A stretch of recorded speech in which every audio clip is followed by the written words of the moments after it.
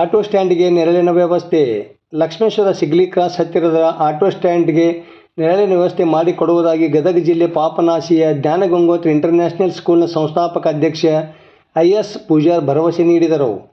ಲಕ್ಷ್ಮೇಶ್ವರಕ್ಕೆ ಮಂಗಳವಾರ ಆಗಮಿಸಿದ್ದ ಅವರನ್ನು ಸಂಗೊಳ್ಳಿ ರಾಯಣ್ಣ ಆಟೋ ಚಾಲಕರು ಮತ್ತು ಮಾಲೀಕರು ಸಂಘದ ಸದಸ್ಯರು ಭೇಟಿ ಮಾಡಿ ತಮ್ಮ ಬೇಡಿಕೆ ಹೇಳಿಕೊಂಡಿದ್ದರು.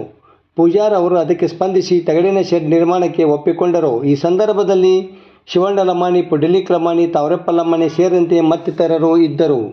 ವರದಿ ನಾಗರಾಜ್ ಹಣಿಗೆ, ಪ್ರಜಾಧ್ವನಿ, ಲಕ್ಷ್ಮೇಶ್ವರ.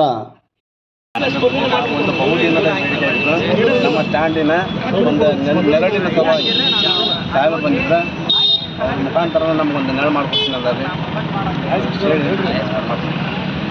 ಆಟೋ ಚಾಲಕರ ಸಂಘದಿಂದ ಅವರು ಬಹುದಿನದ ಬೇಡಿಕೆ ಇರೋದರಿಂದ ನಾವಿಲ್ಲಿ ಬಂದಿದ್ವಿ. ಗ್ರಾಮಕ್ಕೆ ಭೇಟಿಯಾದಾಗ ಅವ್ರು ನಮ್ಮನ್ನು ರಿಕ್ವೆಸ್ಟ್ ಮಾಡಿಕೊಂಡ್ರು. ಇದನ್ನು ಭಾಳ ದಿವಸದಿಂದ ನಮಗೆ ಇದೇ ಸರ್, ನಮಗೆ ಒಂದು ಅನುಕೂಲ ಮಾಡಿಕೊಟ್ರೆ ನಿಮ್ಗೆ ಪುಣ್ಯ ಬರ್ತೈತೆ ಅಂತ ಅಂದ್ಬಿಟ್ಟು ನಾ ಇದು ತಗಡ ಅದು ಏನಾಗಿ ಬರ್ತೀವಿ, ಎಷ್ಟು ಖರ್ಚು ಬರ್ತಿತ್ತು ಅದನ್ನು ಮಾಡಿಕೊಡ್ತೀನಿ ಅಂತೇಳಿ ಭರವಸೆ ಕೊಡ್ತೀನಿ. ಅವ್ರಿಗೆ ಮಾಡಿಕೊಡ್ತೀನಿ.